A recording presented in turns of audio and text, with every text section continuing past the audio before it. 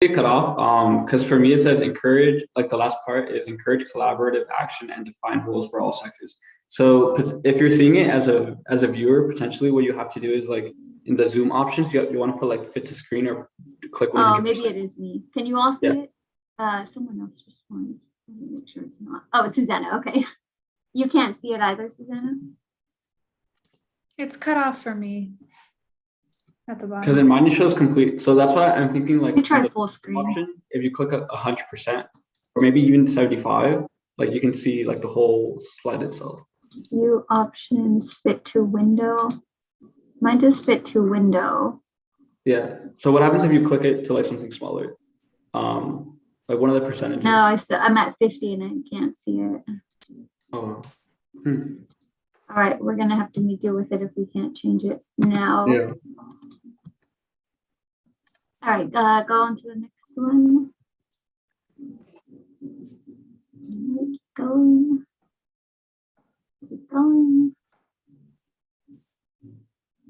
Okay, yes, this is the last one I updated. All right, and then we should be ending. And that's it, right? It ends here? Yeah. All right, perfect. Okay, so where you're gonna want to, so you'll start screen sharing. Ken does his, Sherilyn will do her thing, Ken will talk. And then once Kate starts the, did I lose Javier?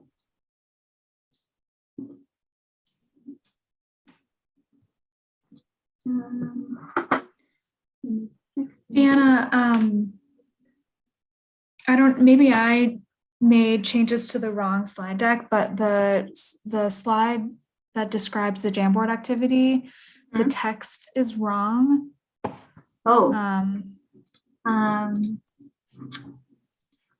the Jamboard activity. Okay, what needs to change? So the version that I'm looking at, I guess, is the internal version, Yes. but the bullets are different. So instead of saying Prop 13 reform and then in parentheses split roll, it's been changed to just reform Prop 13 to match the Jamboard. Yes. And a couple of other bullets have been have been renamed. So you want to, okay, I got it. Sorry, I accidentally just closed it. Is Javier back on? Yes, Javier, we lost you for a second. No, yeah, sorry. Okay, Javier, I'm gonna ask you to edit one of the slides if you can. Yeah. And it is slide. Slide 27, the group Jamboard activity and discussion. Yeah. Oh, we're now on live stream YouTube, so we're just gonna have to edit this as everyone's watching. No, it's perfectly fine that we're on live. No one's going to join till about 5 o'clock. So I stopped the recording, so we're not recording on Zoom right now, but we're just live on YouTube. So nobody's going to go on YouTube right now.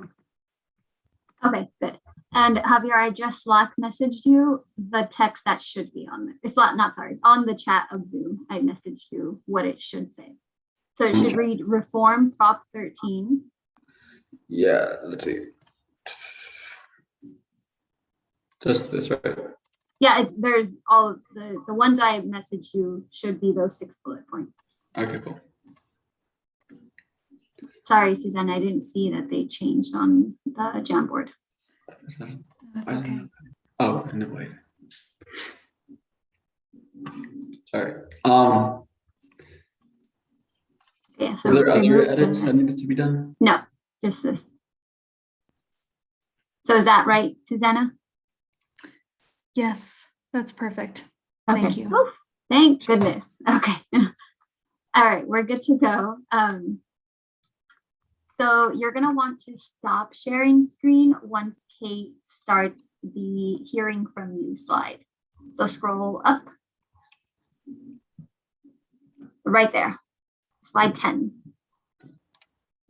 So yeah, so Kate's going to introduce this kind of section of the meeting, and then you're going to want to stop screen sharing so we can see each other, because this whole part is just discussion amongst people. And then you'll start screen sharing again, you'll hear Kate. She's gonna pass it on to Tamika, and Tamika's gonna do slides 11 and 12, basically. 11 you could just skip through, and then 12 is where Tamika's talking. So you'll know when Tamika starts talking or when Kate hands it over. And then you will also stop screen sharing at the questions, the Q&A for Carolina. Right. And then you'll start screen sharing again when Jonathan starts talking about the value. So again, you'll hear Kate pass it over to Jonathan for these values. So you can start screen sharing there. And then after that, the only other time you'll have to stop screen sharing is when you switch over to the Jamboard. Okay. Sounds good. Right. Do you have the Jamboard? Can you screen share the Jamboard real quick? Yeah, I have this. I was gonna say if there was like a present. Oh, I see it. Presentivity. Cool. You can see it right now, right? Oh, sorry. 1 second. No, the Jamboard link. Yeah. No, I'm seeing the sticky note page. Okay, cool. Let me share it to the chat. So It's the link here, I'll Slack it to you. Yeah. It's the one that you did a test on. I can't see that. I put in the chat. I don't know if you guys can see it. Yes, yeah. So okay. So I could see this. I'll go ahead and put this link in the chat when everyone's here. But if you can stop screen sharing this one and screen share that one. What do you mean screenshot? Like right now, I can't see this. I can see only the PowerPoint sticky notes. Yeah. What we need to sorry. do Oh, okay. is screen share the Jamboard. Yeah, yeah. No, yeah. Sorry. I see what you're saying. Yeah. So we would stop screen sharing here and then open up the Jamboard. Yeah. Yeah. No, sorry. It's because initially I had because in my screen I had it up. You had it up. Yeah. No, yeah, it's just I had it labeled or sectioned off at PowerPoint. So yeah. Okay. So then yes, this is good to go. I can see this. You tested it. Let me try. I'm going to move something to see if it moves here. Yes. Okay. All right. So you'll just have to show this while we do this whole activity. Yeah. And then once we're done with this, Ken is going to close our meeting in terms of like the next where we headed type of thing. And Kate will also make that transition. So you'll want to close this one and then go back to the PowerPoint. Cool. Yeah. And then.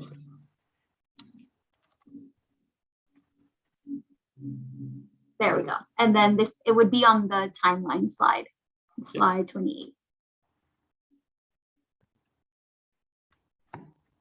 Yeah, so Ken will talk on this one and then he'll pass it back on to Kate to close the meeting.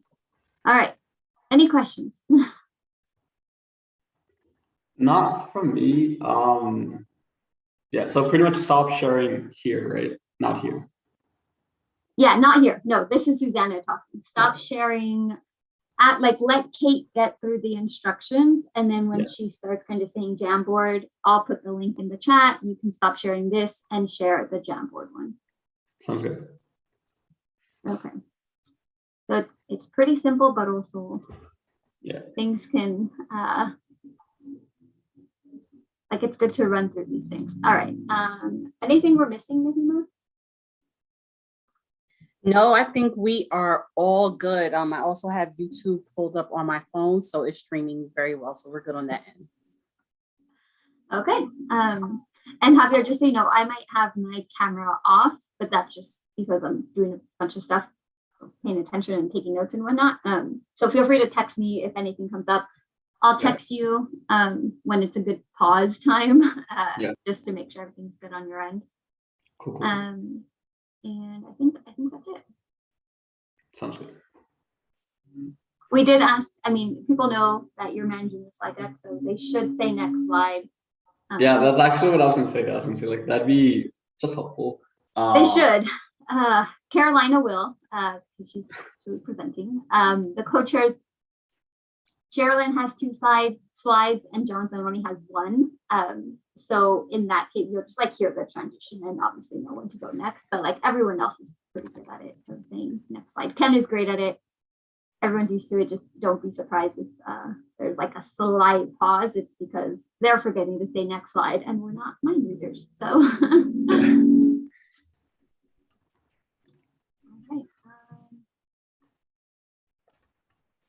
I think we're good to go. We'll see if Kate joins. Everyone has their notes. I have the slide deck up just in case we lose you for whatever reason.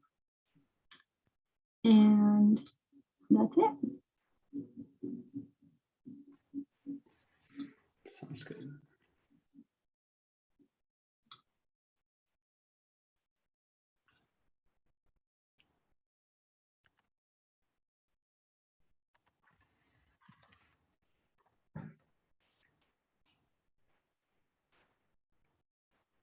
Did you want us to stay on until 2? Oh, you can if you want, or Yeah, you can stay on and just stop your yeah. video. Yeah. Okay, cool. No, yeah, sorry. I went on mute and started looking at other stuff. Okay, cool. Sorry. It's because I need to like take like a 5-minute break. Yeah. Go ahead. Yeah, no, go ahead. You can and stop your video. Yeah. Yeah. All right.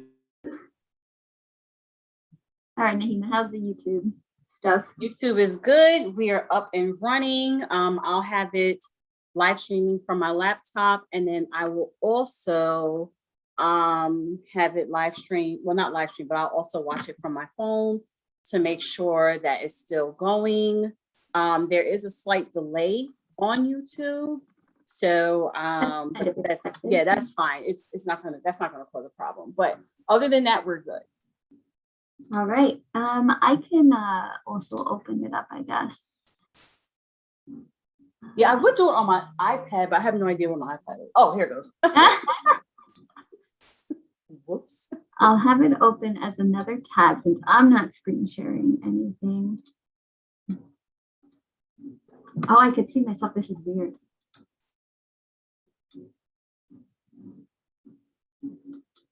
Oh, this is right. It's cool. I don't think I want it open on another page.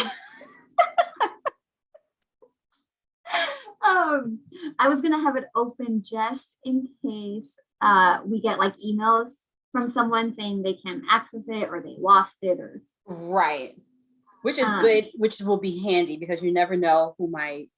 Yeah, exactly. So you know what? Yes, I will keep it up as a tab. I just won't look at it. So okay. Oh, and also turn the volume down on your YouTube so that way there's not feedback. So if you pull it up on your phone, then turn the volume down on your phone so you won't hear that weird feedback. I didn't put it on my phone. I have it on a tab on my window, but I did take off the volume. Perfect. Okay. You know, it's still called test 9/29/21. Oh, shoot. Okay, let me change that. Sorry. Thank you. This is why we check things. This is our September.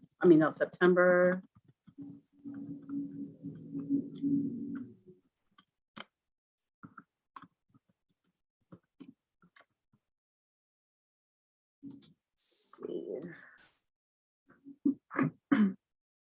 Okay.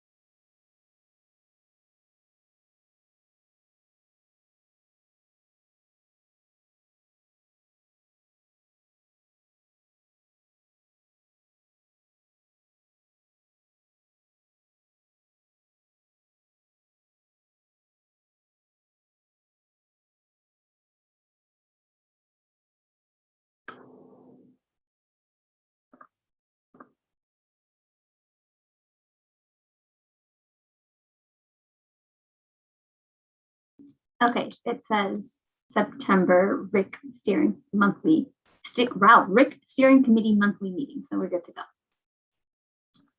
Perfect. Okay.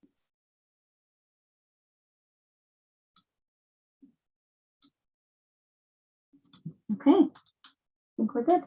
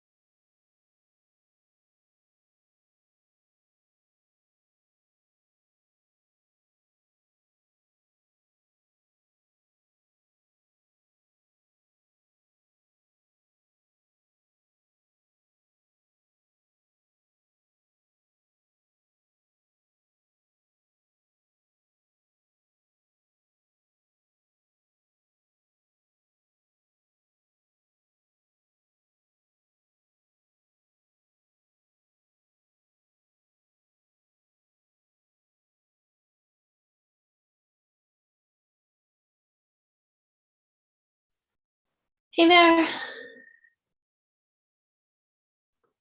Hey, Kate, so we have everything set up and we are just waiting for everyone to log on. Great. Sorry I was a little bit late. It's quite all right. It's quite all right. I'm gonna pull up the latest internal. Thank you, Deanna. And we're already live on YouTube. I don't think anyone else has joined as of yet, but just FYI. Thank you.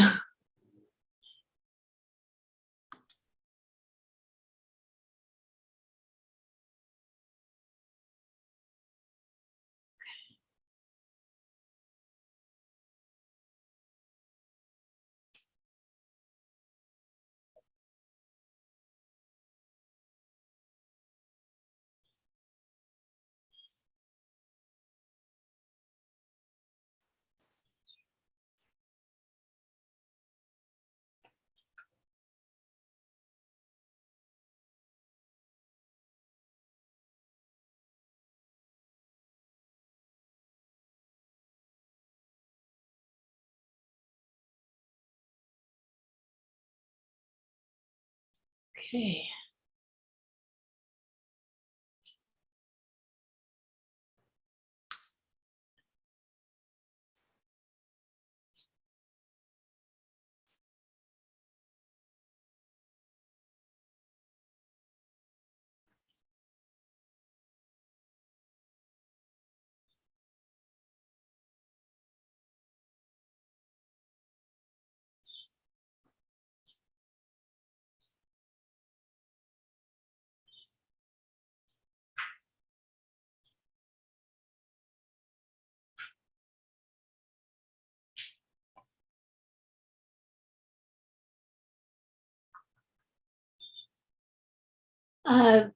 If any of our chairs this time kind of miss their talking points, I'll jump in this time.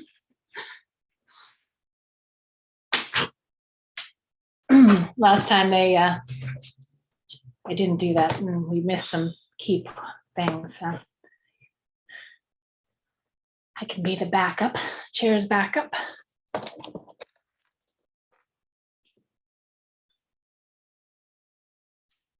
How are we doing with RSVPs?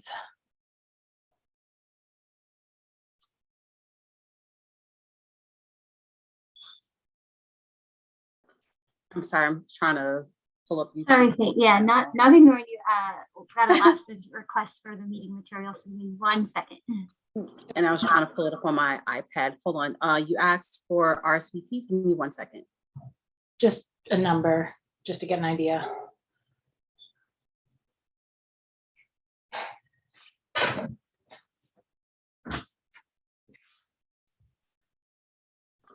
Uh, 42 have said yes. Okay, great.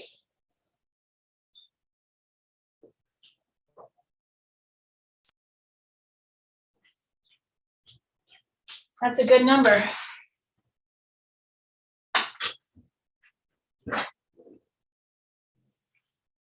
Hello, Mayor Burgess. Welcome. Hi, it's supervisor. Supervisor, sorry. Okay. I should check. I've had all kinds of things. Mayor's not that bad. Next or before you can be mayor. Good thing. Thank you. Good to see you, Supervisor. Thank you. Good to see you too. Thanks, Kate. I'm helping facilitate today, so obviously I'm just getting up to speed on everything. Thanks for your patience. Lucky you. Well, I think we all are used to having to tackle the technology, and so you're brave, and thanks for doing it. My pleasure. My honor, really. This is such an important effort.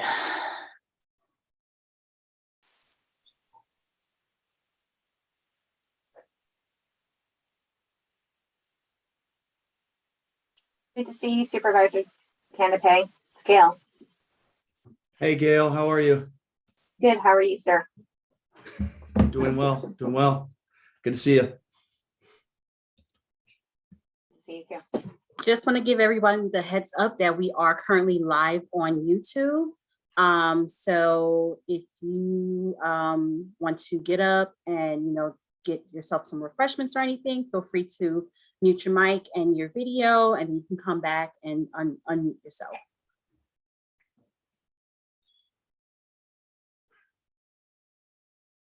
Also, I will start recording. Thanks so much, Nick.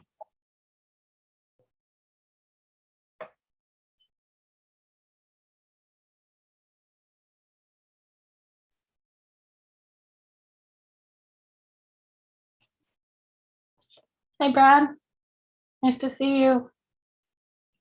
Helps if I take my mute off. Great. Hi there, Brad. Hey.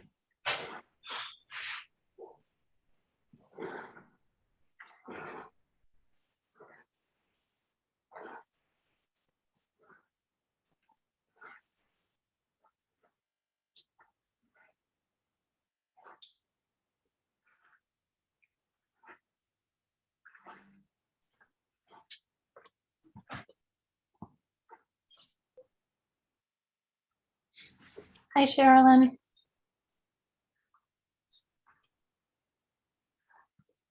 We'll have you start. We've got about 42 RCPs. So once we're at, what do you think?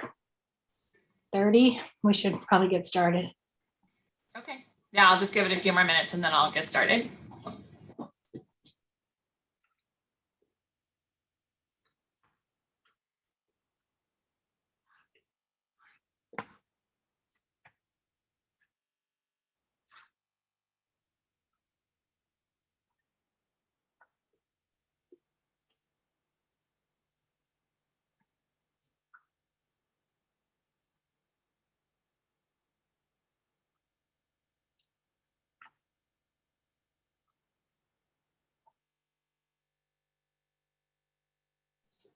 I have to say I'm very impressed by the promptness of the group.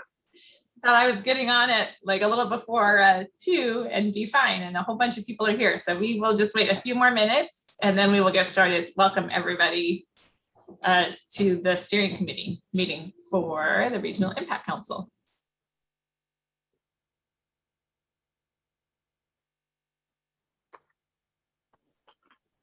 Is the trend to use your high school picture? And so I can get mine.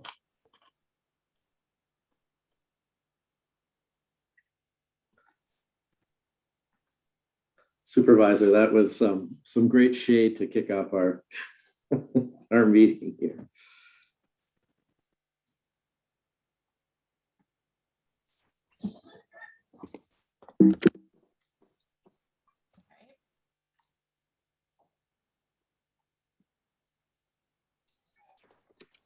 Okay, if it's cool with Tamika and everybody, I'll go ahead and get started. Or should we wait? Maybe we'll give it another 15 seconds. You got it.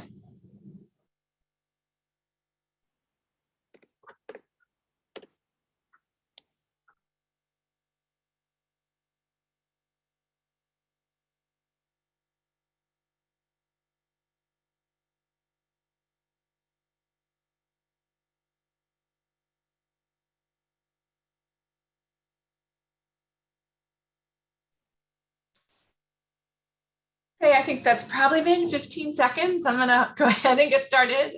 I'm Sherilyn Adams. I work at Larkin Street Youth Services, and I am one of the co-chairs for the RIC, for the Regional Impact Council, as a part of All Home.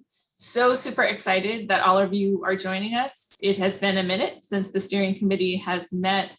We have a very robust agenda today, very, I think, optimistic that we're going to get through a ton of great information and discussion. So again, really appreciate all of you joining us here today. Next slide, please. Sorry, I'm trying to keep up. We have a couple of goals for the meeting today. And one is to really provide some a focused update on the RAP implementation, the Regional Action Plan implementation that we launched a few years ago, how we are doing in working towards the goal of the 75% reduction in unhoused, unsheltered homelessness over the next 3 years. Ton of work has been going on. Many of you or folks in your communities have been involved, and we are excited about that. We want to certainly update you about the great progress being made there. The second goal is that we are going to launch phase 2 of this work, because we have been telling you this is there are 2 phases, if not more, but for 2 big phases of the work. And so today is the launch of phase 2. So we are excited to be doing that with you, and we'll be talking about sort of both the implementation of the 1-2-4 model, right? So how are we moving towards this goal of reducing unsheltered homelessness, along with the goal to really be able to address economic mobility and launching, again, phase 2. So that's the second part of the goal for the work today, for our time today together. Next slide.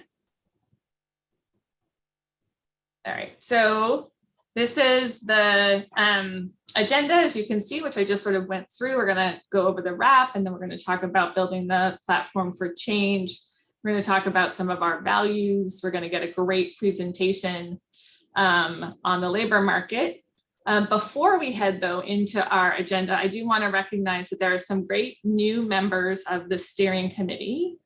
The way that I have my screen set up, I'm not going to be able to see if they're here, but I want to call them out.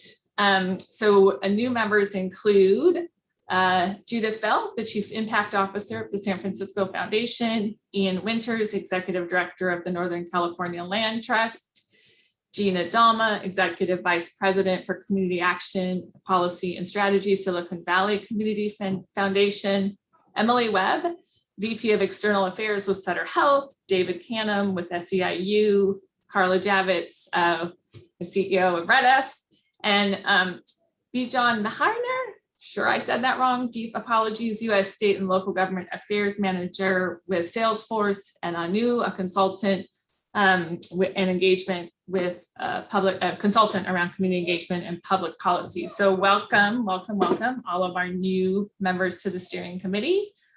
And it is my pleasure now to introduce our facilitator today, who is Kate White from ARUP. You may already know Kate. She's a longtime housing advocate through her work and leadership at ULI and other organizations, as well as her 5 years in Governor Brown's administration. So I'm going to turn it over now to Kate. She will also add anything I missed in my welcome. And again, we are all grateful that you are spending some time with us today. Kate. Thank you so much, Sherilyn, for the kind intro, and it's wonderful to see all of you, including some old friends and new, and welcome again. This is such I find it really actually a blessing to be part of it. It's such important work. So thank you for the opportunity to help facilitate today this important effort and the steering committee. And welcome back. I know it has been a number of months since you've all been together. So this is a great opportunity to hear what's been in the works and what starts shaping the next phase of the work. And so with that, I'd like to turn it to Ken to talk about the RUP. Great, thanks, Kate. Hello, everybody. Good to see you all after some time apart, at least as a group. As Sherilyn described, we're going to be talking first about something we've been engaged with many of you on in recent months, and that's the implementation of the Regional Action Plan toward attaining that 75% reduction in unsheltered homelessness goal that you all set forth when the RAP was launched in the late winter, early spring. And we're going to be moving toward really commencing our work on phase 2. This is the piece of the work of the Regional Impact Council where we really try to get upstream of the issue of homelessness in the Bay Area, looking at root causes, and in particular that we have so many people who are really struggling economically in the region. Carolina Reed is going to talk more with us about some of the challenges faced by the people with extremely low incomes in the Bay Area shortly, and we'll be kicking that work off today with that conversation. Next slide, please. So in terms of phase 1, it seems like a very long time ago, in the spring of 2020, with COVID bearing down on us all, we kicked off the Regional Impact Council with all of you. And that work led to the Regional Action Plan that includes the 1-2-4 framework, the strategic priorities that you endorsed. We've been engaged, as I said, with many jurisdictions around the region. At this point, we've been engaged with every single county, many of the cities, and a lot of other organizations, and that's going to continue into the winter. And then beyond, as we work with many of you and your staff and colleagues to implement the 1-2-4 framework, again, to achieve that 75% reduction within 3 years that we all set forth earlier this year. Next slide, please. So, toward that end, we've had over 60 briefings at this point. We have been before some of the county boards. We've met with city councils, service providers, continuum of care staff, affordable housing developer groups, a whole range of advocacy groups. We've also called on you to support calls to action at both the state and the federal level, which has had an impact. we have been told by our partners in state government, as well as our senatorial offices in California, that the RIC's involvement mattered. And in particular, in terms of the federal legislation, that Senator Feinstein's office, for example, really looked at the RIC's endorsement as they thought about the inclusion of housing in the Build Back Better proposal that's still hopefully making its way through DC and the process there. We also launched action teams. The 124 action team, really trying to look at how best to implement the action plan, but in particular looking at some issues that jurisdictions and partners were facing around home key funds and how best to utilize those funds and access those funds. And the strategic priorities action team was launched as well. And you'll recall there are 8 strategic priorities. There are several that would rely on legislation to advance. And so that action team is really going to be focused on what are the legislative vehicles, policy vehicles that would be helpful in Sacramento to implement those strategic priorities in the next legislative cycle. Next slide, please. This is a nice slide. It's always good to throw in a slide that people can't actually read. It lists many of the entities that we have met with in recent months, and there's more in the queue. Next slide. And this is a slide that we expect to bring back to you every month or thereabouts, and we expect it to go to deeper and darker purple over time. I'll highlight the darkest colored county on the map right now, Contra Costa County. Contra Costa was the first county where the Board of Supervisors unanimously endorsed the regional action plan. They directed their staff to work with All Home and a consultant team that we've been able to pull together to really look at their current funding allotments, how resources are utilized, and how they could be shifted to implement the 124 framework. So to really move forward on interim housing, permanent housing solutions, and prevention simultaneously. We've also been working with the city of Richmond, supporting development of a homelessness plan for the city. We're in communication with a bunch of other counties, as many of you know, because we've been in communication with you. In particular, in Alameda County, we've been working with the county staff to update their modeling for homelessness in the county. The city of Berkeley, the mayor, the Berkeley City Council unanimously endorsed the regional action plan. We're engaged with Hayward and Emeryville. Certainly important to note that Mayor Libby Schaaf has endorsed the regional action plan, and we are engaged with her office on their efforts in Oakland. We're working with staff in the city and county of San Francisco, where the Mayor London Breed, also endorsed the RAP.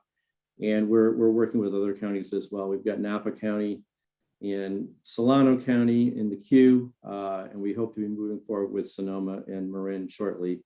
Next week, we'll be going before the Board of Supervisors in San Mateo, seeking a board endorsement to work with that county. Next slide.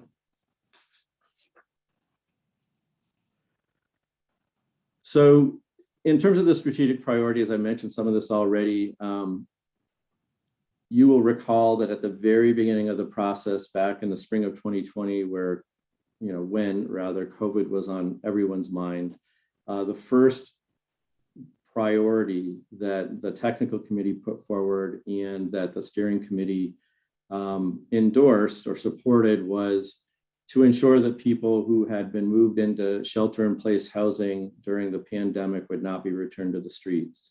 So as I mentioned, the action team has been identifying ways to use home key funds and other funding to help jurisdictions stick with that strategic priority. Three of the really significant strategic priorities are 2, 3, and 4 that really lift up housing for extremely low income people in California, not just the Bay Area. And that will be a primary focus of the strategic priorities action team, which has a great acronym, which I believe we're changing the name of the action team for that reason. But they are going to be focused like a laser on that particular issue as we really try to identify a path forward in the legislature. And then lastly, I'll mention in terms of number 6, as you all know, and you've been dealing with this at your levels, moving cash forward to people impacted by COVID-19 has been a big priority. And we've been advocating for a use of these funds and really trying to link it to building economic mobility work and employment for people who have been impacted economically by COVID. Next slide. So in terms of RAP implementation moving forward, as all of the elected officials on the steering committee know, it's nice when you have supportive people show up at your meetings and say that they think something makes sense and why. And so we have a great community engagement person now at All Home, Irving Torres, who's been working to build that support, turn out folks to the meetings and articulate why the regional action plan is a pragmatic approach to dealing with the longstanding problem of homelessness in the Bay Area. We're going to be continuing presentations with key stakeholders related to implementation. What we're doing right now in Contra Costa, we view as a model. We're learning a lot as we work with the county, and we intend to build upon that as we work with other counties and cities to implement the 124 framework moving forward. And as I said, we're going to be trying to drive progress on these strategic priorities at both the state and federal and regional and local levels in the year ahead. Next slide. And that's it for me for now. I will turn it back over to Kate. Great, thanks. And if anyone has any questions for Ken on all the good work that's happening, feel free to ask. We also have a little wrap around the bay, we're calling it, from a number of you that are working on the wrap. And we wanted you to have an opportunity to speak now and share your progress.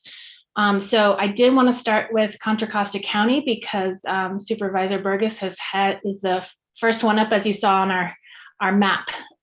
So Supervisor Burgess. Thank you, Kate. So obviously when this was all launched, we didn't anticipate that we'd be doing this during a world health pandemic. And still, I am optimistic and hopeful and encouraged because things are happening on the state level, on the regional level, and on the local level. And I'm really excited to announce that we've added to our rockstar team of folks that are working on homelessness. We just added Christy Saxton to our new health, housing, and homeless program.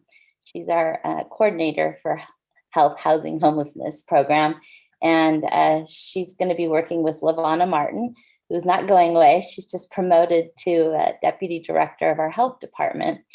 And Christy is a Bay Area rock star herself. She's worked both in San Francisco and Alameda County. So we're really excited to have her with us. We have created a local stakeholder group that's convened. I think they've met twice. We've got the Boston Consulting Group consultants helping us fine-tune our framework. Our Continuous Quality Improvement Committee is working to develop a strategy to reach that 75% reduction in unsheltered homelessness put forth by the Regional Action Plan. I think our goal right now is to, in the first year, at least hit 30%. We're very grateful for the All Home funding to hire a housing project manager who will be working under Christy, and they'll be responsible for putting all the proposals together and getting all that funding so that we can work on that with the state and federal monies that are coming in.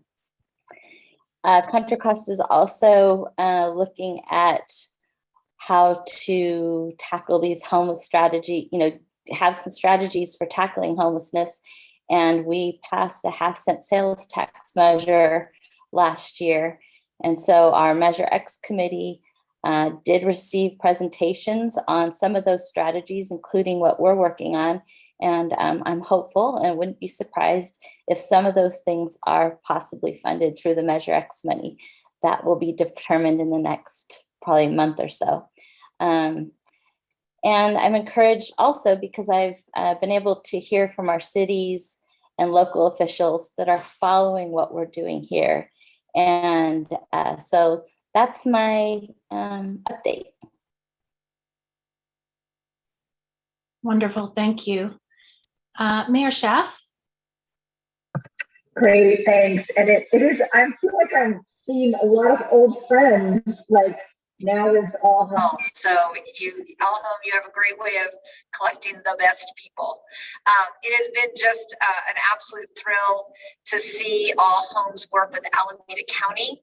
And so I know we weren't on your list because the engagement was as recent as this week, but Oakland is also going to be using All Home to ensure that our modeling and our planning and our plan going forward is aligned with the county. And that is something that honestly hasn't happened as well in the past. And I truly believe that All Homes' role is creating the type of collaboration that really has been lacking in the past. It was fabulous to have you all present also to the Alameda Conference of Mayors. So that's all 14 mayors of cities within Alameda County. And of course, Jesse Araguin as the chair of ABAG and Chair Pedroza of MTC, we also are really trying to bring the wrap to all the members of those two bodies so that we really can encourage every city in this 101 city, 9 county Bay Area to adopt the wrap. Let's all wrap. And then of course, the work of the relatively new Bay Area Housing Finance Authority, BAFA. We also had an inspirational presentation by All Home, and All Home has been a great thought partner in helping to prioritize the 5 pilots that BAFA will be launching, which received funding through the state's budget. So I could talk forever about the impact that All Home is having, the power of the wrap, but hopefully that gives you just a sense of the incredible influence and focus and sense of collaboration. And you know, when you're a mayor, and you know, today I literally interacted personally with several of our unhoused residents. I drove through one of our worst encampments. This is just within the last few hours. And there are moments where you feel almost hopeless. And All Home is really showing us that we can and will do this. So thank you just on a personal level for continuing to keep the fire in all of us and the clear vision for ending homelessness. Very exciting. Thank you, Kate, for the opportunity. Thank you, Mayor Schaaf. Mayor Araguin? Well, I want to thank All Home California for presenting to our ABAG General Assembly. And every year, ABAG, which is our regional council of governments and regional planning agency, mayors and county supervisors and council members from throughout the 9-county Bay Area come together for our General Assembly, not only to conduct business, but also to discuss issues of regional importance. And I felt that this year it was important to give All Home the opportunity to present the regional action plan and build momentum for local governments endorsing the regional action plan. And one thing I heard very clearly from my colleagues, including from the mayor of Richmond, who specifically addressed this, was, you know, this is a regional problem. And for far too long, we have been so siloed in our approach to addressing homelessness. And so having a regional action plan in an organization like All Home, who is looking at this from a regional lens and trying to bring cities and counties together. I agree with Mayor Schaaf, you know, it has really pushed cities and counties to work together and to coordinate our planning, is long overdue and incredibly welcome. And so in Berkeley in July, I'm pleased to announce our city council unanimously endorsed the implementation of the All Home Regional Action Plan and directed our city manager to work with All Home to evaluate our expenditures and policies and programs and see how we can align our resource allocation with the 1-2-4 framework. And moreover, just as president of ABAG, I want to recognize the vice president of ABAG, Napa County Supervisor Belio Ramos, is also part of the Regional Impact Council. You know, we're working on implementing the RINA, the Regional Housing Needs Allocation right now. This morning, we had a several-hour hearing where we considered appeals from different cities and counties around the RINA numbers. And I do believe that the RINA plan presents an opportunity for us to address the significant shortage of housing, particularly for very low-income households in the San Francisco Bay Area. and also to affirmatively further fair housing and address the significant shortage and lack of equity in terms of how we built our region. And so the new higher income allocations for very low income households, I do think align with the goal of advancing the production of ELI housing and addressing the needs of the poorest people in our region.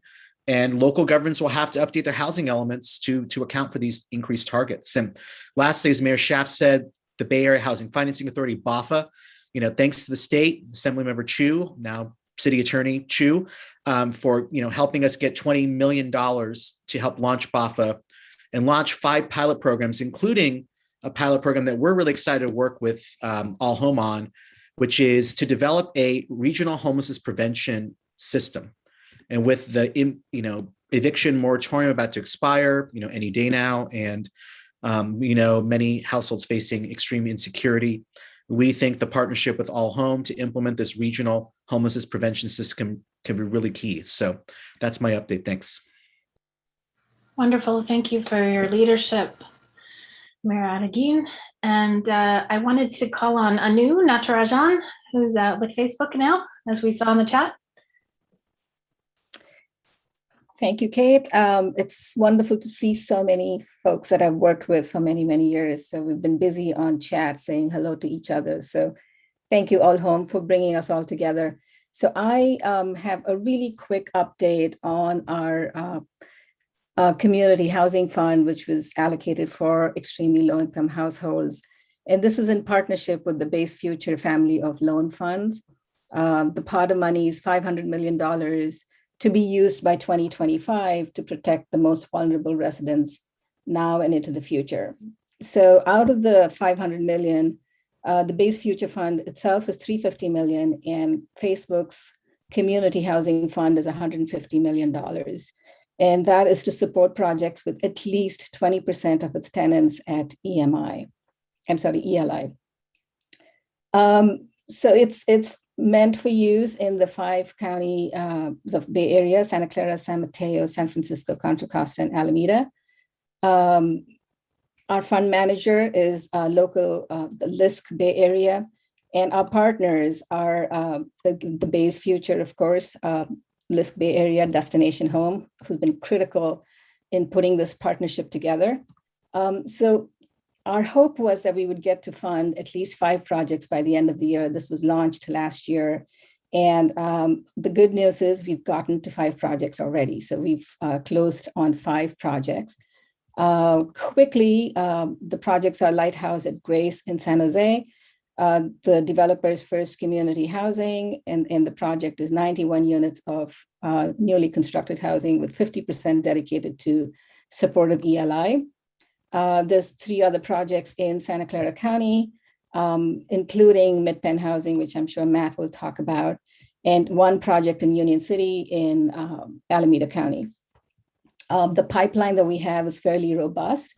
And again, our hope is to get this money out as quickly as possible to get the housing constructed that we need.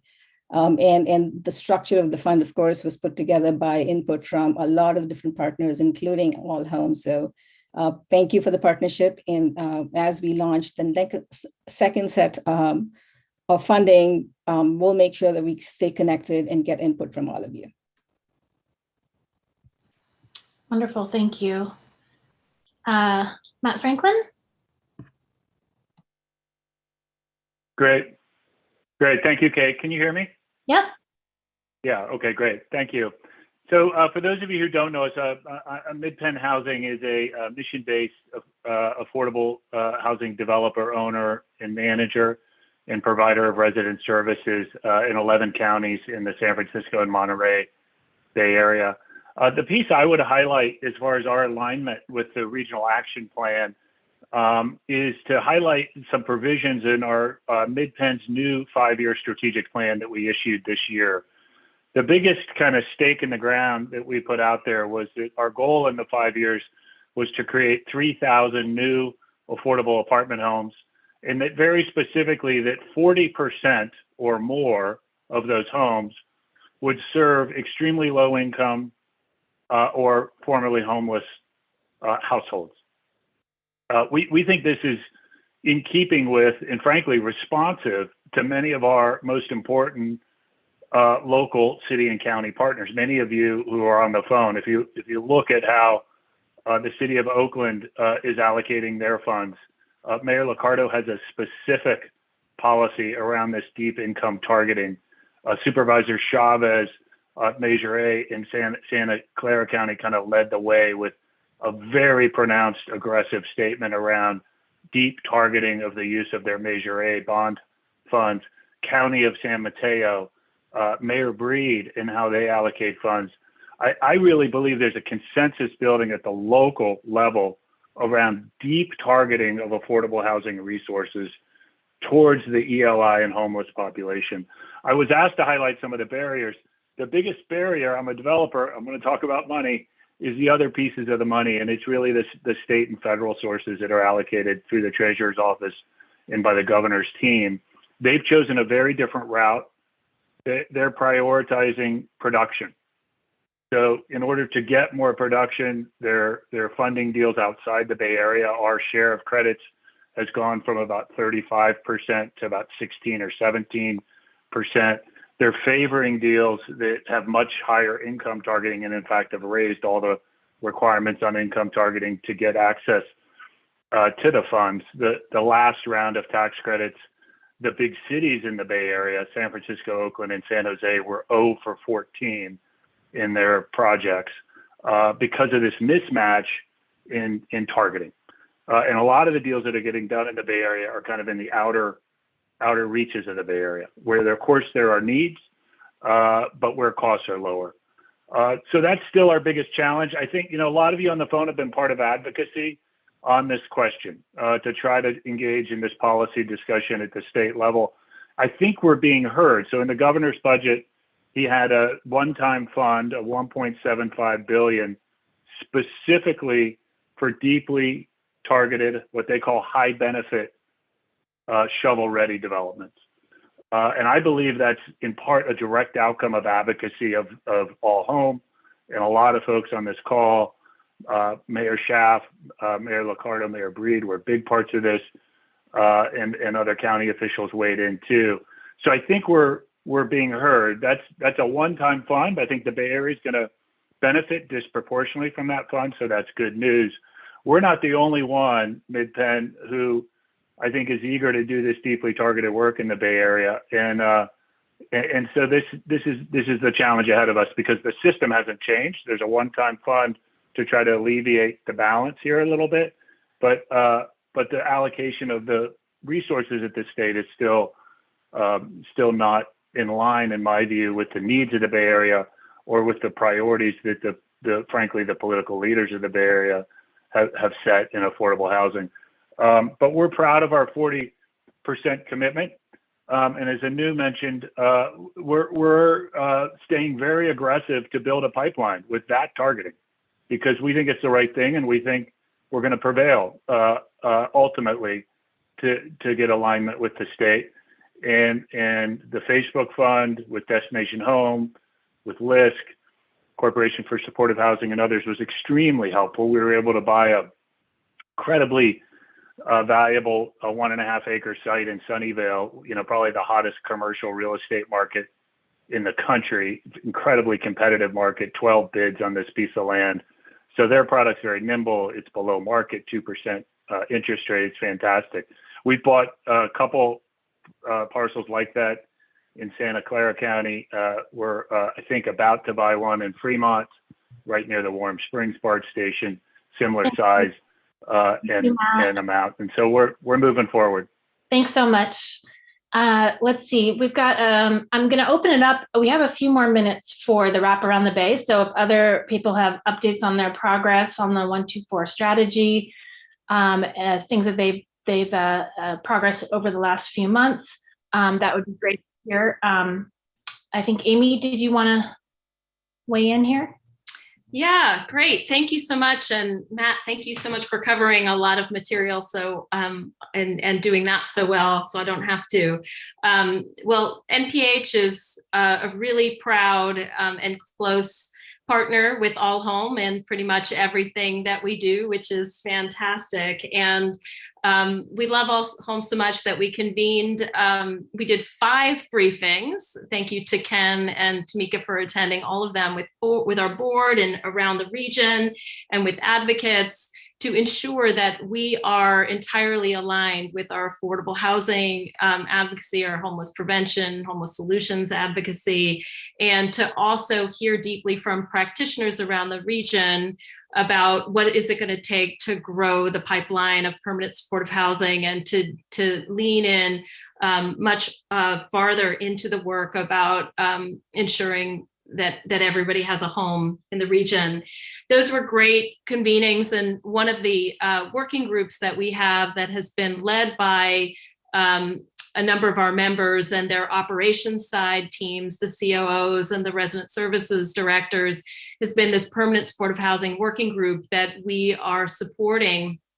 And they've done cost analysis research and have a best practices group, and have a group of service providers and property managers. So how do we not just finance and get it built, but how do we sustain supportive communities over time so that communities really thrive?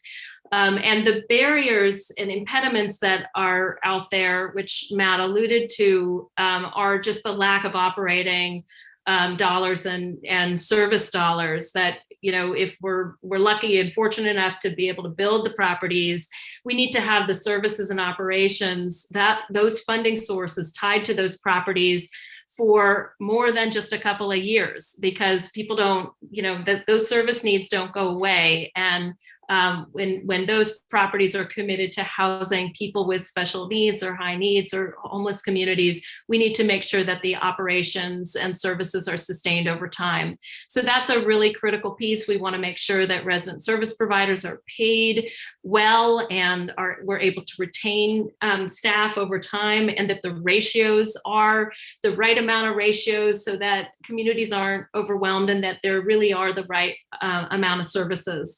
So that's and we're working on those efforts also at the state level, also in partnership with All Home and others, the Bring California Home Coalition, the effort to find an ongoing source of funding for homeless services and operations and permanent supportive housing.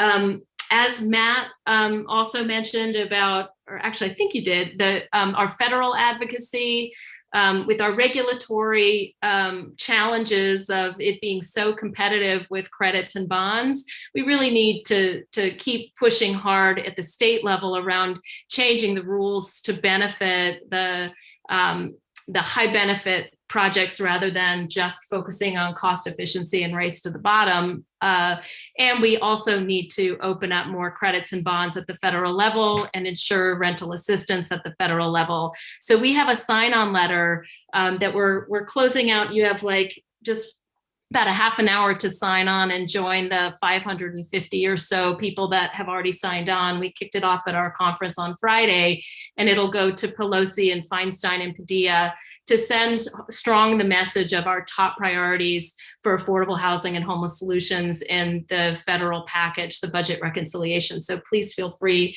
I encourage you to sign that letter. It really will take just a second. And then finally, just to highlight all the work around the Bay Area Housing for All and BAFA, as Mayor Arreguín mentioned, we're working hard to figure out how to go to the ballot to raise the kind of resources that we need at scale.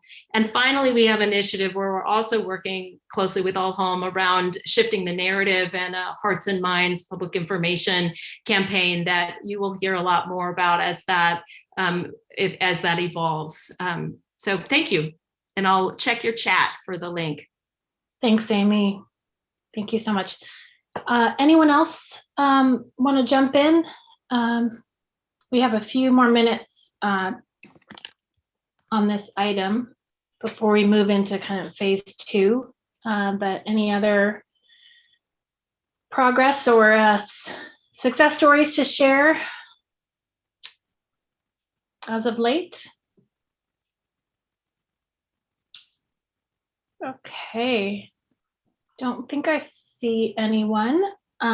So. Oh, Kate, could I just?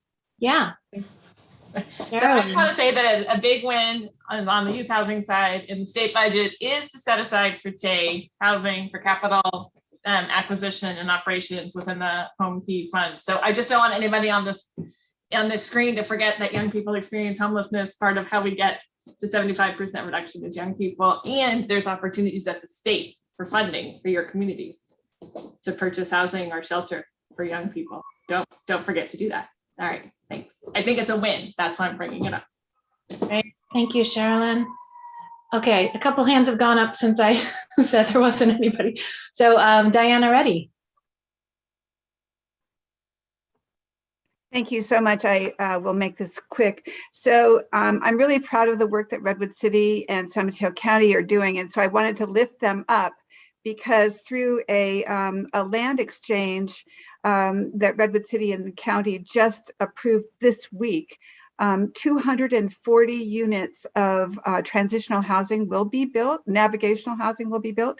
And I have been told that when that is constructed, and it will only take 12 months to construct it, San Mateo County will be very close to functional zero in homelessness. So I am very excited about that. But for the 124, what I'm concerned about is the 4 part. And so we need to just double our efforts to make sure that people are not going into homelessness and that they don't lose their housing. And so I'm eager. Irving Torres will be presenting to our Redwood City Council on October 11th, and we expect to fully endorse RAP. And I'm really excited about the work because of RAP and the work that you have exposed me to. I could now, ELI is now part of our language in Redwood City. And so I'm really grateful for that. Thank you.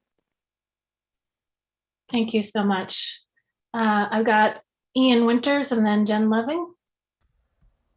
Hi, everybody. Just wanted to share the big news that the Community Land Trust movement has in California, which, picking up on the 4 part of the agenda, we were able to get past a new foreclosure intervention housing preservation program in this year's state budget, which sets aside $500 million for nonprofit organizations to be able to intervene in foreclosures and SB 1079 type actions, and be able to acquire homes and buildings up to 25 units that are in danger of foreclosure or in foreclosure or have actually gone to the auction.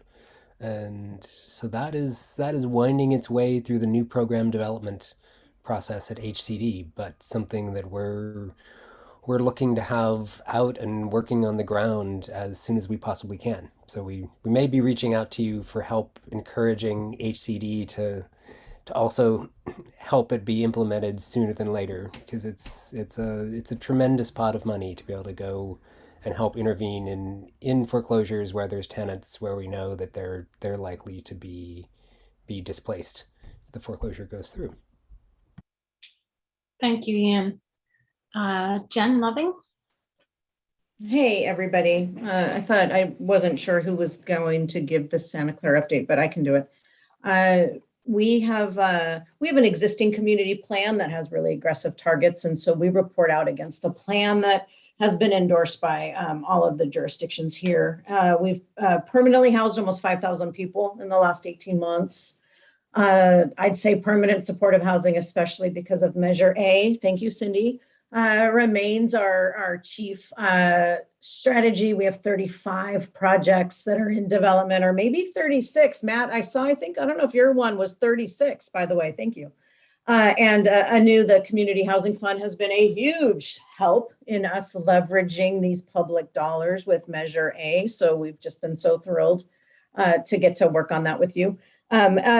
Lately, our supervisors and also city councils, since city councils in several cities are taking a elevated approach with modulars. And so the Board of Supervisors committed, I think, Cindy, $40 million yesterday to expanding modulars For us, our goal hopefully is to build them as, so people can stay longer, so they meet HQS standards, right? So that there's some longevity for those properties. And then the last thing has been that we've been very involved collectively in all out push around the eviction moratorium.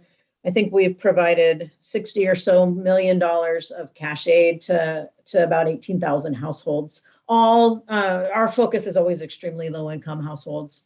And then we'll be launching a family campaign soon to end family homelessness, and also a guaranteed income effort, which will be targeting single head of households, families, providing $1,000 a month for 24 months. I think that's it, but I'm looking at Cindy if I left anything out. Thanks, everybody. Okay, I saw a thumbs up from Cindy, so I think you're good. Thank you. Any other quick wraps before we keep going? Okay, thank you so much, everyone, for your outstanding work. All right, so we are going to transition here to the next part of our agenda. If you want to share the screen, Diana or Javier, thank you. And this is really about phase 2, and it's about moving from the RAP 124 immediate crises that we are all facing to how do we get to systems change. And so with that, I'm really honored to turn it over to our fearless CEO, Tamika Moss, who's going to frame this second phase of the work. Thanks, Kate. Hi, everyone.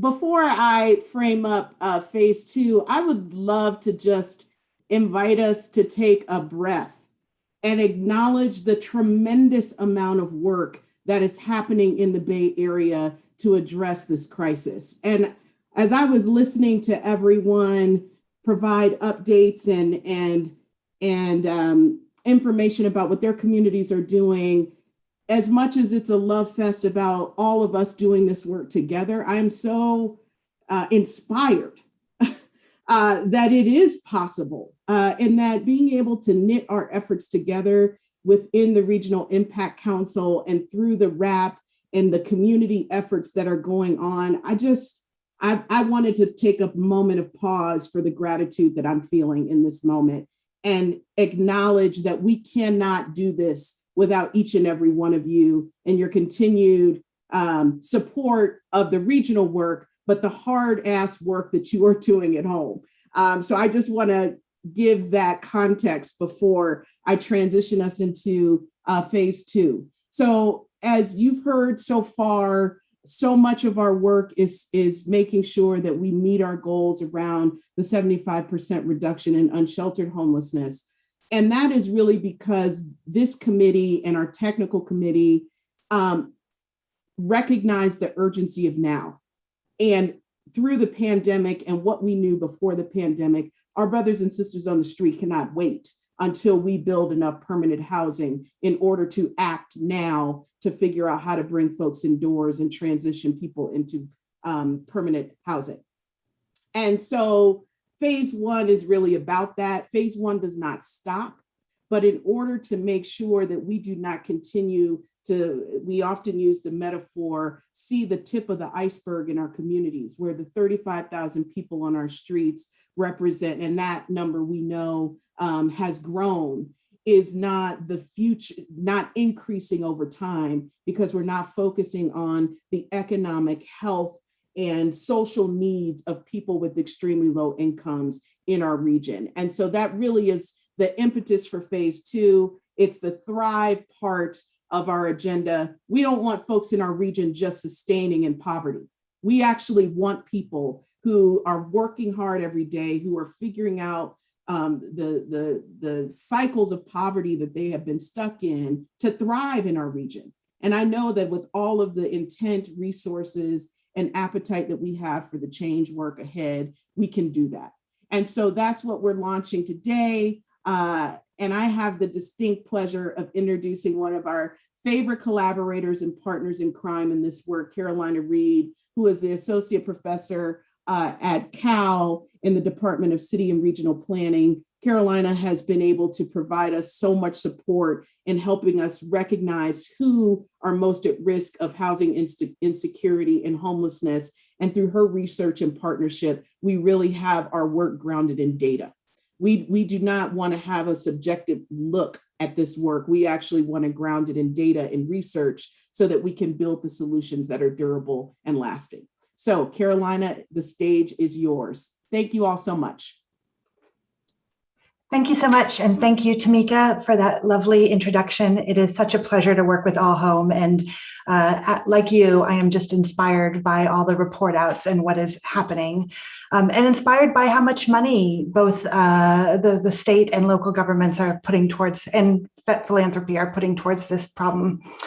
As Tamika just said, and as many of you know, I've been supporting All Home by doing a deeper dive into data on ELI households in the Bay Area, trying to answer questions about who they are, what their housing circumstances look like, the gap between their incomes and housing costs.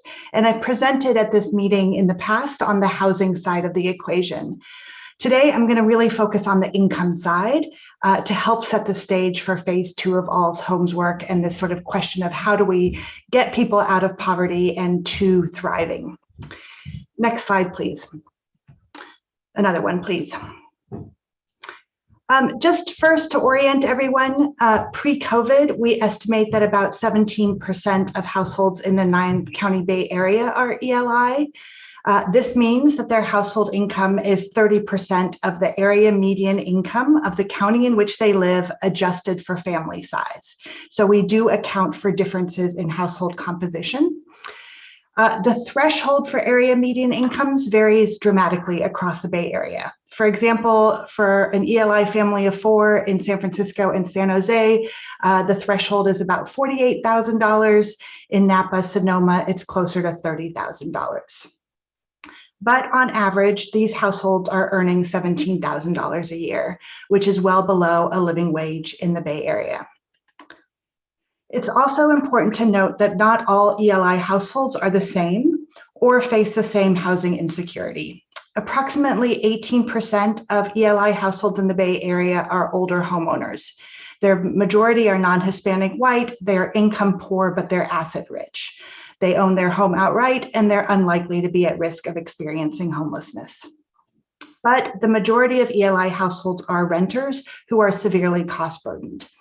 These households face high housing insecurity, and while not all will experience homelessness, the research does find a direct link between housing cost burdens and the risks of becoming unhoused. Next slide, please. So why are their incomes so low? First, a higher share of ELI adults, which we're defining as those over 16, are just not in the labor force. Some of these are retired, but a significant share are discouraged workers or people who face multiple barriers to employment. ELI adults are also more likely to experience unemployment spells or underemployment.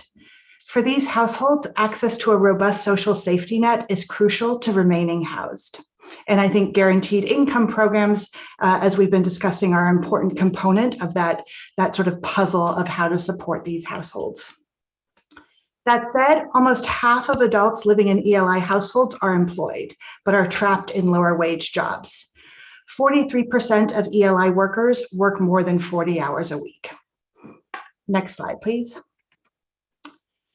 These workers face multiple barriers to accessing higher wage positions. ELI workers are more likely to have a disability, not have a high school degree, or be a non-citizen or non-English speaker than higher wage workers. Next slide, please. Focusing only on individual barriers, however, misses the ways in which our economy is producing precarious lower wage work. As Tamika said, we're interested in tackling the systemic barriers to thriving among these households. In the last 15 years, the Bay Area has added 2 types of jobs: high wage jobs and low wage jobs. The lack of growth of middle wage jobs, those that could provide families with a living wage, presents a broken ladder for economic mobility. Next slide, please. This chart shows the major occupations of the ELI workforce in the Bay Area.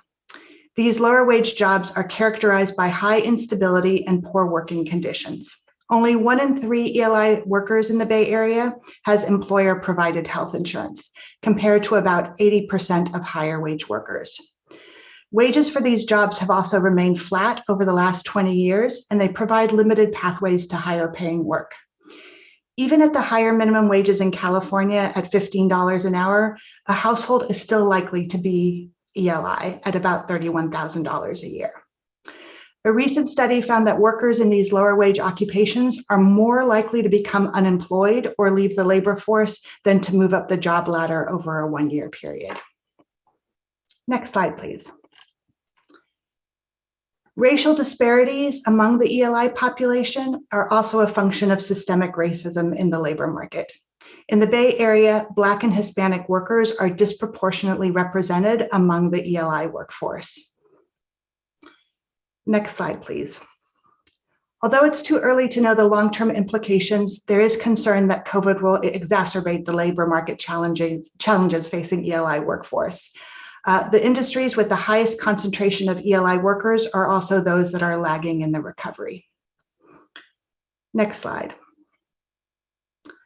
Ultimately, we can't solve for the housing crisis without also addressing inadequate incomes. Just as with housing, it's going to require a multi-pronged approach.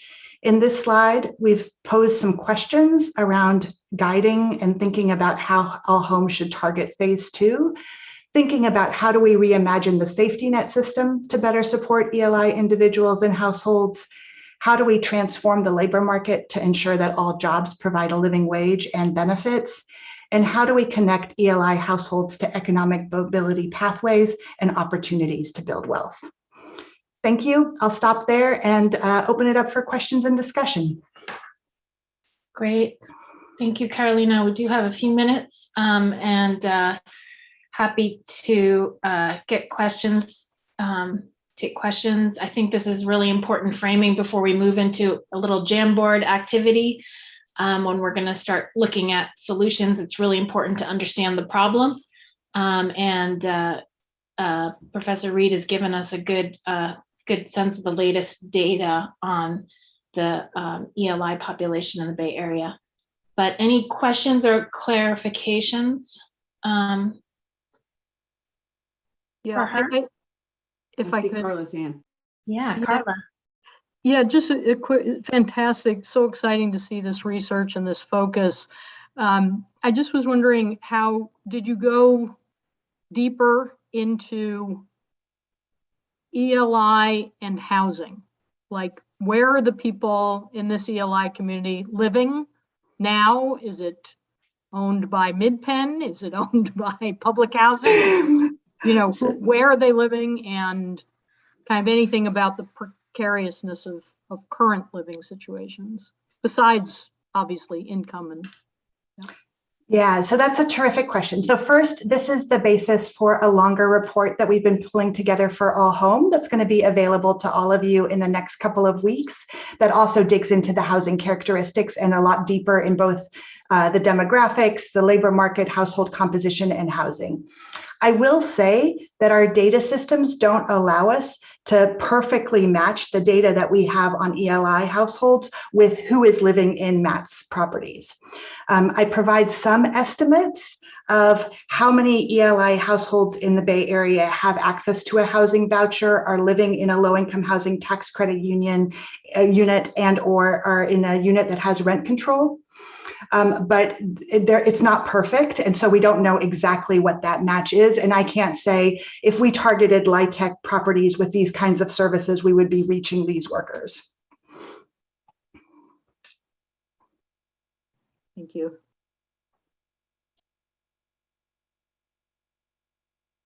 Other questions for Carolina?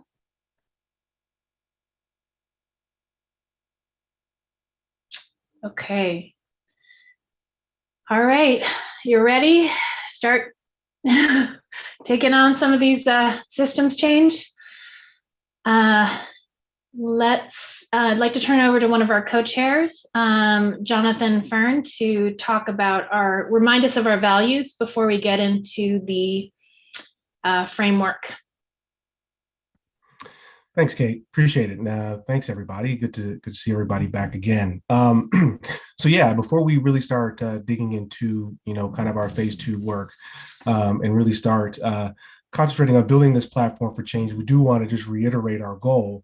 And that's really to leverage new and existing research and knowledge to examine and ultimately alter and eliminate the structural and systemic factors that perpetuate homelessness and limits our ELI community's economic and social mobility in the Bay Area.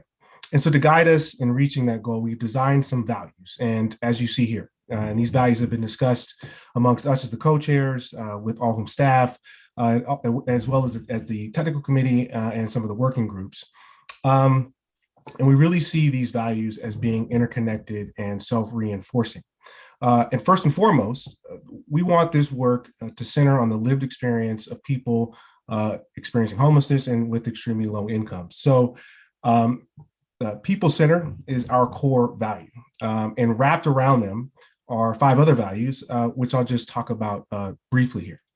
The first is systems change. We want to foster visionary thinking and focus on shifting paradigms that have kept us in the status quo. So the question is, how will we shift our reality? Racial equity, it needs to be in our current systems and close those racial disparities that were just so highlighted in the last presentation. We obviously want these things to be impactful. We want an impact. We just don't want it to be talk. We want to pursue solutions that are scaled to deliver transformational change. And then we need to be all in, not just simply all home. We need to be all in. It's not just one sector, but all sectors that need to participate. The business sector, the philanthropy sector, the public sector, the nonprofit sector. We want to encourage collaborative action to define the roles for all sectors so they can all contribute to this important effort. And then lastly, we all need to be accountable. We need to establish measurable targets to guide our work and to hold us responsible, not just for general outcomes, but to the outcomes of folks experiencing homelessness and our ELI communities. And we also obviously need to be accountable to each other and to the public resources, which will inevitably become recommendations from this effort. So with that, I'm going to turn it over to Susanna to walk us through the framework and lay out kind of the roadmap to how we actually realize these values in our platform for change. Thanks, Jonathan. Good afternoon, everyone. Susanna Parsons. I am our program lead for phase 2, and it's a pleasure to see you all this afternoon. I'm going to speak very briefly to build on what Jonathan has just describe our approach to this work, and talk briefly about where we are, what we've done thus far to tee us up for a discussion before we close out today. What you're seeing here on this slide is a way to visualize an approach to phase 2. We've talked before about phase 2 in the context of a math problem, in that our efforts are designed to figure out how to close the gap between the very real gap that exists between ELI household resources and the costs of living here in the Bay Area. And so from that perspective, we can pursue solutions on either side of that equation. And so at the top here, you're seeing solutions that we might pursue that lower costs for ELI households.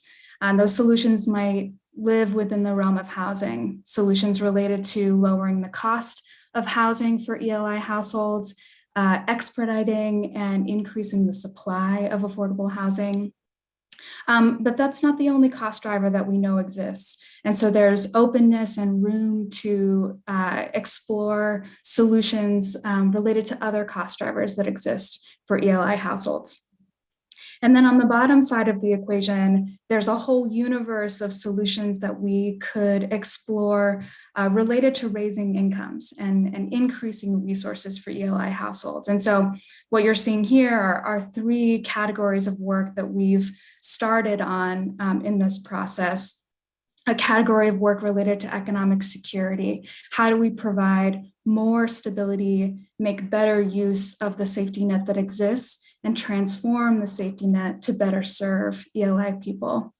Related, there is a body of work around mobility solutions, in some cases related to work. How can we improve the quality of work to the tune of what Carolina just described, that ELI households occupy? And how can we create better pathways into higher paying work? And then related to that as well is a bucket of solutions perhaps around wealth building. How can we increase access to home ownership? How can we create alternative wealth building strategies for individuals and for communities? And there are other solutions that exist within this sphere as well that we could pursue. And so I wanted to lay this out as a way to frame our discussion and to frame things as we get started in phase 2. But I think there's something very important to emphasize here, which is that this slide is somewhat of a technical one. And what's more difficult to visualize, but all the more important to express, is that phase 2 is ultimately designed to be a process that reflects our values and reflects the values that Jonathan just described. And so to draw a through line to what we just heard, this effort is about systemic change. And so while we might focus on policy interventions within an economic security realm, we are mindful that it is not just policy that drives the gap we are trying to fill, but it is resource flows and power imbalances and ultimately mental models at work that underpin much of what we are endeavoring to shift. And so we are focused as much on those elements of systems change. And ultimately, just to emphasize again, that our values are driving this process from beginning to end. We are centering the lived reality of people. We are pursuing solutions that actively close racial disparities. We are setting a clear metric of success. And ultimately, we are addressing root causes that deliver durable and transformative change. And so as we explore ideas and solutions along the way, we are testing against those values at every step. And I wanted to emphasize that before we move on. Again, would welcome, thoughts that you might have in the chat, how this resonates with folks as an approach to phase 2. But before we have a deeper discussion with you all, it might be useful to provide a quick update of where we are right now and what the technical committee has done and our working group has done thus far. Thank you. What you're seeing here is a grouping of ideas that the technical committee discussed at their meeting several weeks ago. First, we know that we're not starting from scratch here in phase 2. And to that end, the technical committee had a discussion about a number of ideas that exist already. They've either been around for decades as part of this work to understand and shift the dynamics of poverty and inequality, or they have emerged more recently and are gaining momentum. And so we wanted to throw those ideas out on the table to have a conversation at the outset of this process about what ideas exist and have a conversation about what sort of impact we might imagine we could get to with some of the ideas that we already know are out there. And so what you're seeing is the result of that conversation a couple of weeks ago. And just to note that we also sent a list of these ideas to you ahead of this meeting, and happy to send it again so you have a chance to dig in a little bit deeper. But effectively, this might be the place where we start. And so this is the result again of a discussion 2 weeks ago. What we really wanted to do with you all today is have a more tactical discussion about a subset of these ideas and to to kick that off, I'm going to send it back to Kate to provide a little bit of background about the discussion we hope to have with you today. Great. Thank you, Susanna, for all your work on this. And so we're not sold on all these as these 6 as the only ideas. We're open to others, but we just to focus the conversation today, we have started to evaluate the impact and effectiveness of some of these strategies. And so this is the short list, the 6 here. And we're going to spend about 10 minutes in a little Jamboard activity, invite you to comment on those, add others, and generally, give feedback on these, and reflect on these 2 questions. We thought you would be very well positioned and knowledgeable, most knowledgeable than probably anyone in the region to answer these 2 questions. So one is most importantly, to the steering committee, what are some of the political impediments that you face or that we face collectively to advance these ideas? And then keeping in mind also, how can we make sure while we are looking at systems change, we don't want to wait forever. How can we have positive impact on ELI communities within the next 3 to 5 years and the next maybe 5 to 10 years?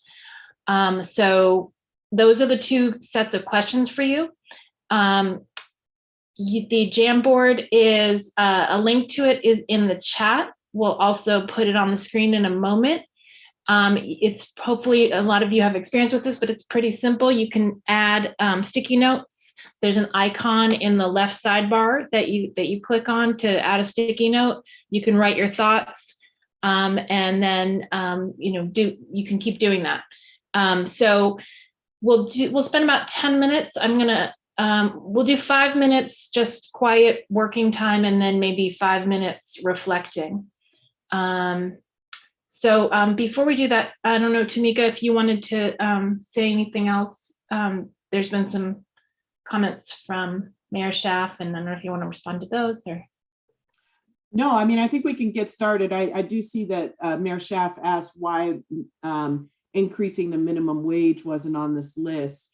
So Mayor, I think, what we've tried to do is sort of highlight ones that we think are regional in scope and also could have high impact in the shorter term. This is absolutely one. That's part of the activity, is really adding the ones that we are missing. So we'll definitely put this one on the list.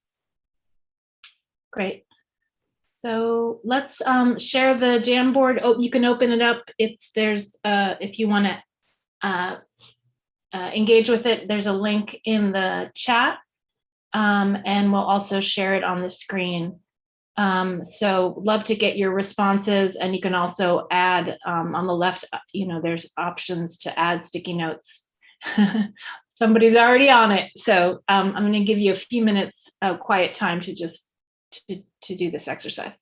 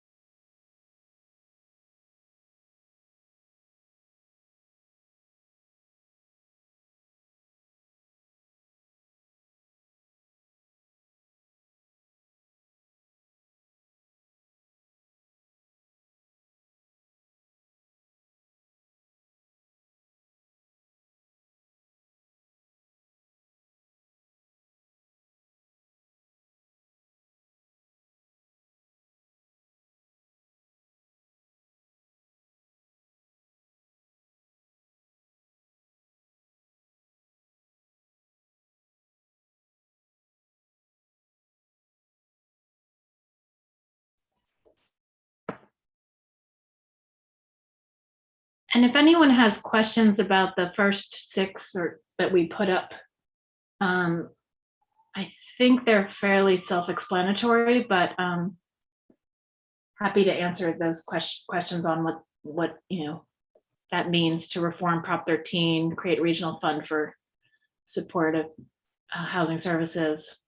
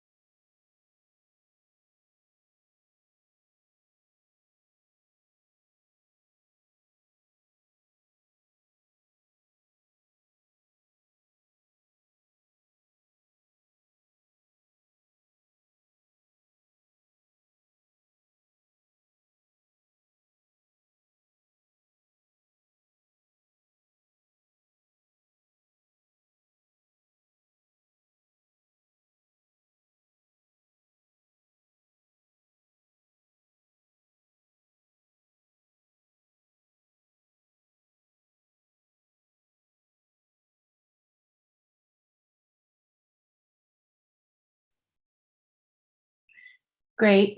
Keep them coming, but we can also start chatting, I think.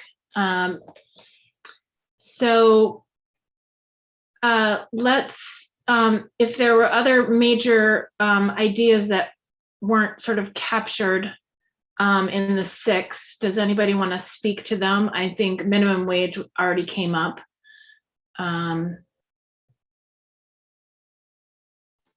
The other thing I wonder about is on the childcare side. That's actually kind of immediate. There are federal and state resources and not a great infrastructure to make sure that they really result in more childcare, higher wages, and greater affordability.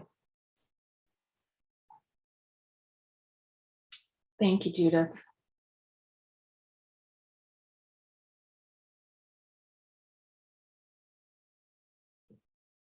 I think there was a nice summary here. Political impediments continue to be political will and money.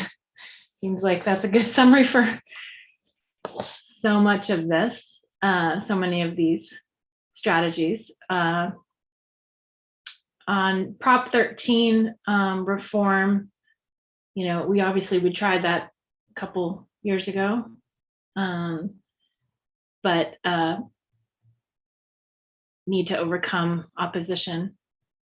Yeah, agreed, Gina. We need to try again.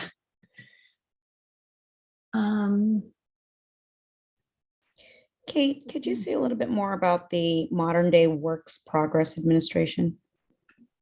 Yeah, sure. I'm gonna have Susanna speak to that, but I noticed somebody put right below it, the leverage infrastructure bill with a focus on climate resilience. I had the same thought of, how can we use the infrastructure bill and build back better federal, hopefully, fingers crossed, all this moves forward, to kind of create a new day, Green New Deal, WPA.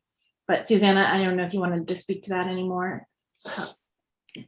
The only thing I'll add, Kate, is the idea that there's an opportunity to leverage significant funds coming out of Washington into training with a particular focus on ELI people or those who are unstably housed. And so thinking through how best to leverage those funds as a maybe once in a generation opportunity to create training programs and pathways. I think that's the thinking behind that idea. Thank you.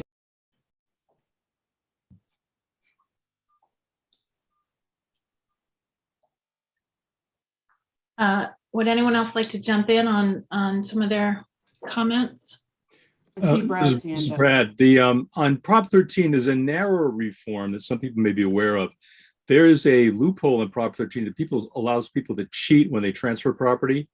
If you transfer less than 50% in any given year, it doesn't record as a sale. So for instance, the Golden Gateway Apartments in San Francisco transferred ownership in 1992 and they were never reassessed. So they're basically taxed as though each unit's worth $50,000.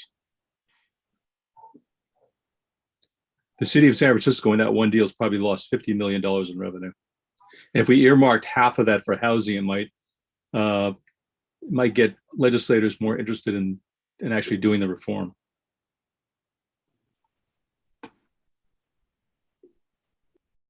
It's super interesting, Brad. I just wanted to hop in, Kate, just to say that, we put these 6 up to really prompt the discussion, not as our final list. It's really just to start to engage us all in trying to highlight the solutions that we think we can move collectively. So if some of these aren't resonating with you or there are others, as Susanna said, the technical committee did a sort of their sort of brain dump around ideas. We'd love that to be part of this process for you all as well. So don't feel constrained by what we put up there. It was really just to get the conversation going. And if there are other ideas that you think about or your community is working on, we want to add those to the queue as well.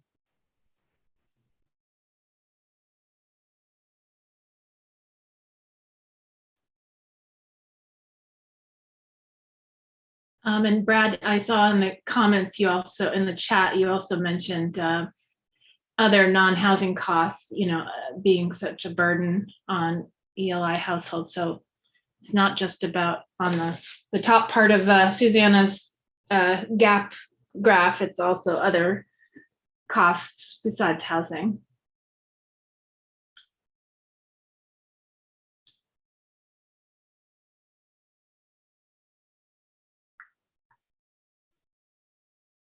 Childcare being brought up already.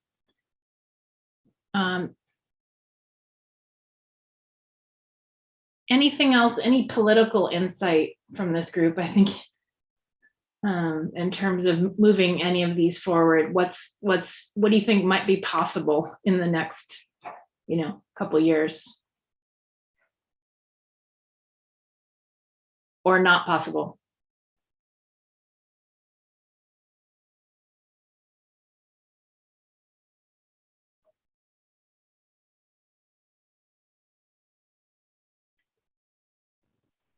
Maybe we could take the Jamboard down so folks could see each other. Sure.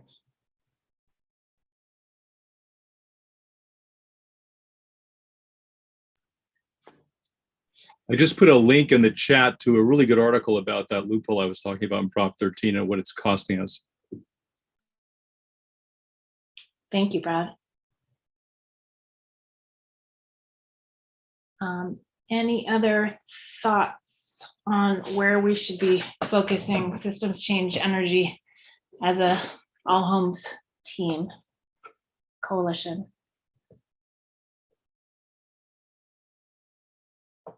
Okay. I think we will talk about next steps then. So if I could get the slide back up. No, that's all right. Thanks, Javier. So where are we going with all this? I think I'm going to have Ken to speak to this.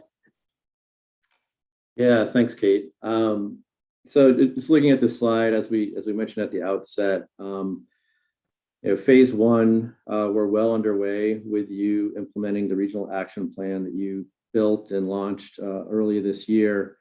And we're now kicking off phase two, and that was a great first step of really looking at potential solutions. As Tamika outlined, it's really the starting point.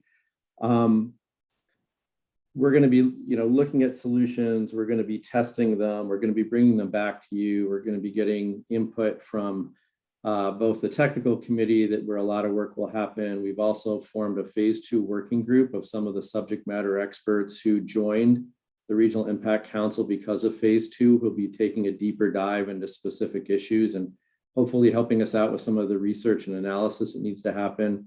And we're also looking to form a leadership council of people with lived experience.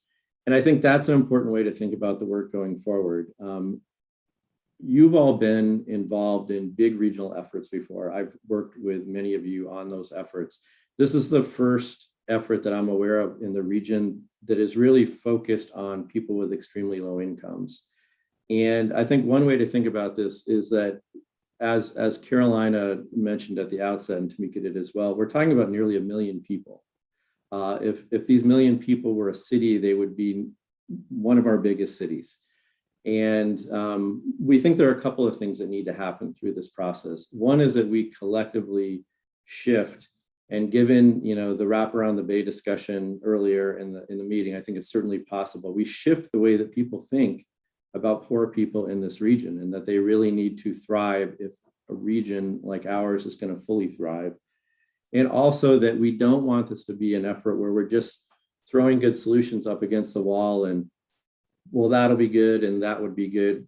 We want to create a performance framework for this work that looks at that math problem, the high housing costs, the high cost of living relative to the incomes, which are meager by definition, and the poorest safety net that people with extremely low incomes have, and figure out what are the solutions that can really close that gap.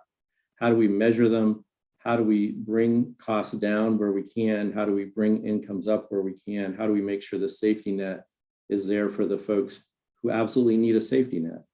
And so that's a lot of the work going forward. And we'll be coming back to you with more next month. But in the meantime, if you have issues coming up, please reach out to us. And we look forward to moving this forward with you. And I'll turn it back to you, Kate.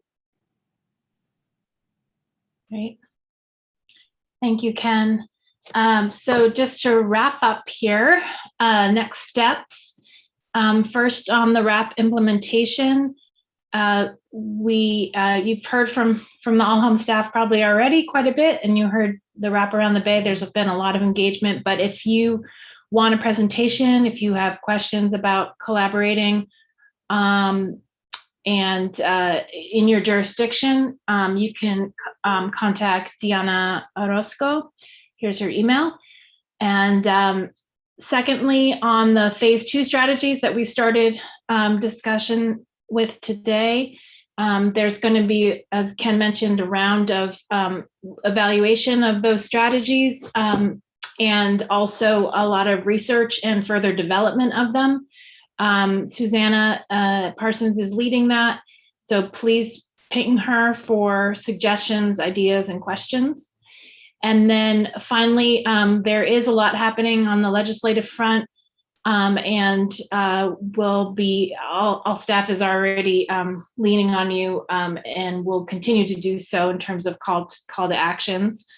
And Joanne is really is leading on the legislative front. So that's what I've got. We have the next meeting of the steering committee should be on your calendar for October 27th, same time, 2 p.m. And you all got an email from Deanna on Monday with all of this information. We'll also send out the slides. And am I forgetting anything? Anybody on the All Home team? Okay, great. I'll give you your 2 minutes back to your busy days. Really appreciate it. And thank you for being part of this. Thanks, everybody. Thank you. Hi.